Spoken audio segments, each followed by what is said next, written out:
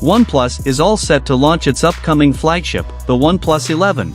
The upcoming OnePlus 11 will make its debut on February 7th in India as per the announcement. Alongside the OnePlus 11 launch date, OnePlus recently also showed us a glimpse of the camera module design of the OnePlus 11.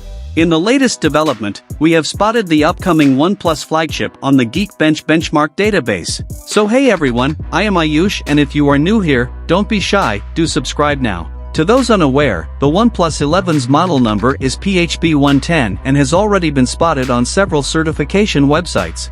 Let us take a look at the OnePlus 11 benchmark scores and what we know about the upcoming OnePlus flagship.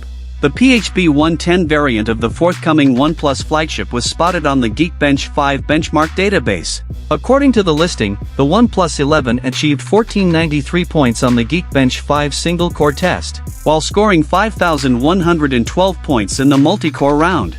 The listing also confirms the existence of an octa-core CPU with the Kalama codename. The processor used on the upcoming OnePlus flagship has a OnePlus 3 Plus 4-core configuration and supports up to 3.19 GHz peak frequency.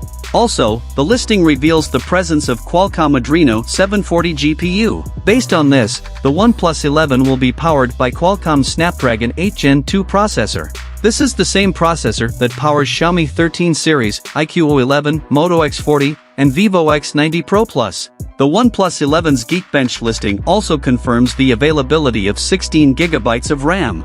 Since this should be the most capacity option, we may anticipate the smartphone will also be available in 8GB and 12GB memory options. Additionally, Android 13 will already be installed on the OnePlus 11. Recently, the OnePlus 11 with compatibility for 100W fast charging was discovered on the 3C certification database. What do you think of the OnePlus 11 benchmark scores? Do let us know in the comments section.